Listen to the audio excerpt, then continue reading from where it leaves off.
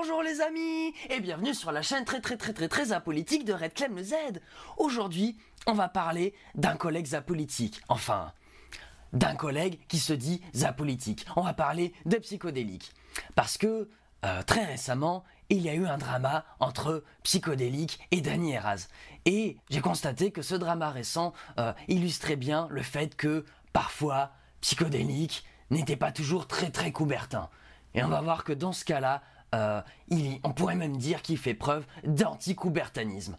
Donc je vous propose qu'on regarde ça après le générique. Top, c'est parti!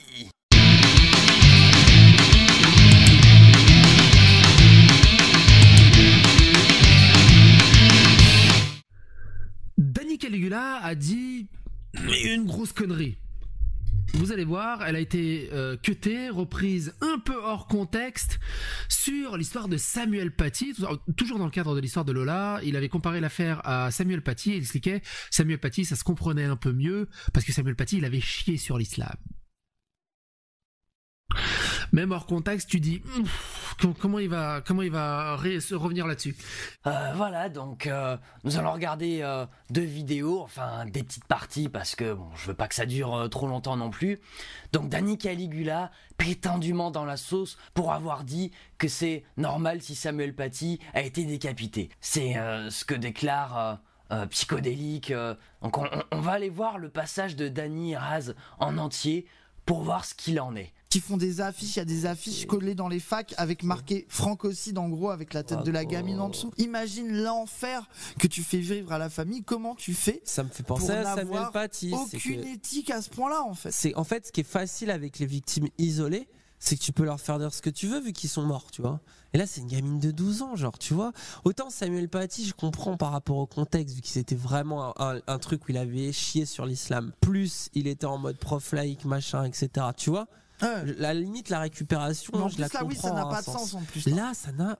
Là, t'es en mode, mais vraiment, les c'est héros, vraiment... c'est trop. Et les parents qui veulent pas, qui disent non, mais c'est comme.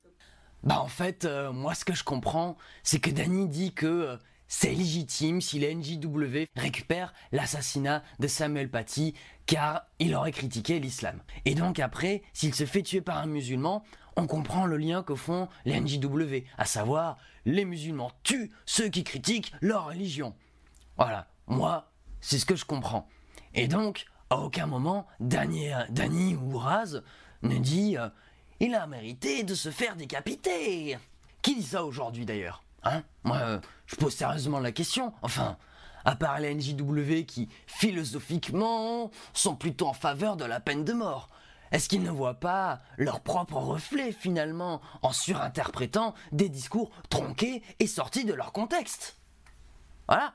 Moi, je pose la question. Après, bon, je suis neutre et apolitique, hein. Bon, on va aller voir, du coup, maintenant, la vidéo de Psychodélique, hein. J'avais vu des choses intéressantes vers 7-14. Genre cette pauvre gamine, là, qu'on voit absolument partout à cause de ça. Et du coup, là, t'as tous les droits en mode les gauchistes. Pourtant, vous le faites avec Gaddama, vous le faites avec George Floyd. Alors déjà, il y a un truc que je comprends pas, c'est que si tu trouves que les gauchistes ont tort de faire ça, pourquoi tu le fais pour Lola? Bah ouais. C'est à la. Mais et c'est à quel moment? Alors, je sais pas pourquoi il dit George Floyd, parce que c'est Floyd. À quel moment c'est pareil? Alors effectivement, moi je suis d'accord avec lui. À quel moment c'est pareil? Tout le monde pose la question au NJW et tout le monde leur dit que c'est pas pareil. Coucou Georges, fais coucou à la caméra, oh t'es mignonne. Et tout le monde leur dit que c'est pas pareil.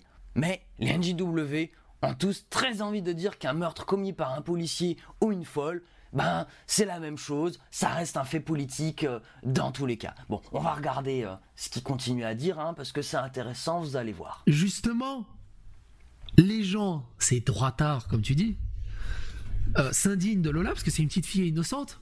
Et ils se sont pas indignés pour George Floyd ou pour Adama parce que c'était des criminels à la base. Oh, t'es mignonne, choupinette. Donc la Psychodélique affirme que les gens qui sont des dealers noirs ne méritent pas l'indignation s'ils sont tués par la police. Et donc que c'est ok même que la police tue des gens dès le moment où ils sont hors la loi. Moi je trouve ça grave quand même, hein. Et encore, il n'a pas dit hors la loi, il a dit criminel. Criminel, ça veut pas dire n'importe quoi, hein. Moi je suis allé vérifier et en fait, c'est faux. ni Adama Traoré, ni George Floyd n'ont tué ou violé qui que ce soit, parce que c'est ça un crime, hein. Je le rappelle. C'est pas pareil que la délinquance. Donc là déjà, on a un mensonge.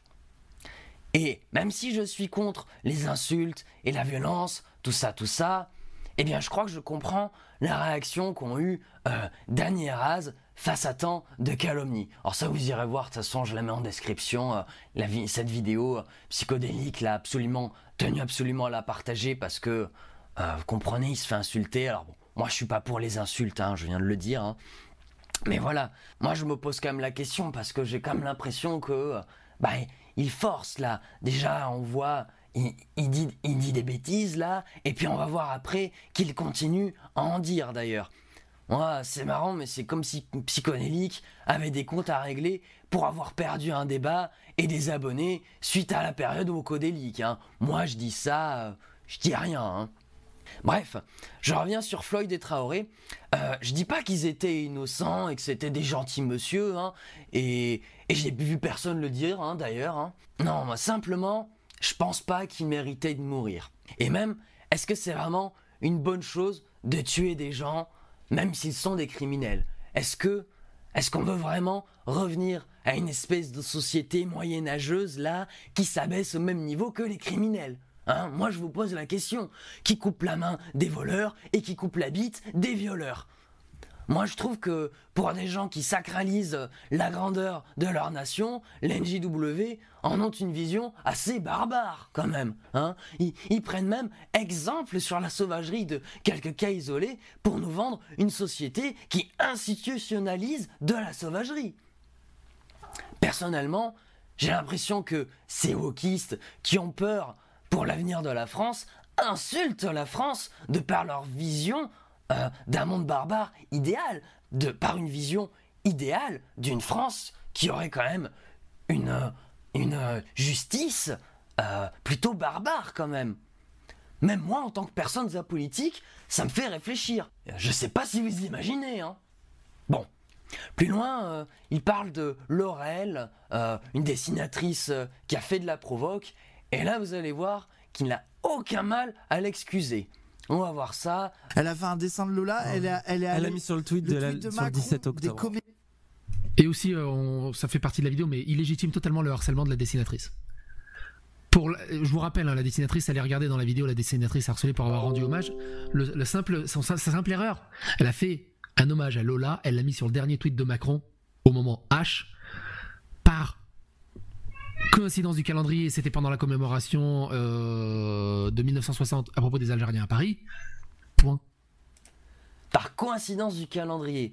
Donc, un total hasard. Donc, Laurel n'est pas responsable de ses actes. Elle n'a pas choisi de poster son dessin sous le post des commémorations, car c'est pas elle qui décide de ce qu'elle poste et où elle le poste. Le hasard a décidé à sa place.